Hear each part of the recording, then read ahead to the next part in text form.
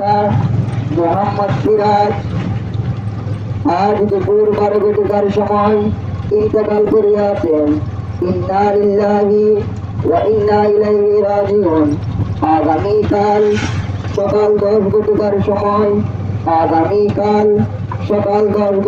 সময় হলদিয়া রাবার বাগান মসজিদ মাঠ প্রাঙ্গণে মরহুমের জানাজার নামাজ অনুষ্ঠিত হইবে।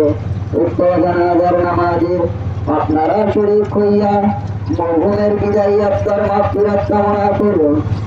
একটি সুখ সংবাদ কুম্বুল্লাহ টিলা বাগান বাড়ি নিবাসী মরহুম নজির আহমদের দ্বিতীয় পুত্র মোহাম্মদ মুসার পিতা মোহাম্মদ সিরাজ আজ দুপুর 12টার সময় ইন্তেকাল করিয়াছেন। ইন্না লিল্লাহি ওয়া ইন্না ইলাইহি রাজিউন। আগামীকাল সকাল 10টার সময় হলদিয়া রাবার বাগান মসজিদ মাঠ প্রাঙ্গণে মরহুমের জানাজার নামাজ অনুষ্ঠিত হইবে। উক্ত জানাজার নামাজে আপনারা শরীক হইয়া মরহুমের বিদায়ী আত্মার মাগফিরাত কামনা করুন।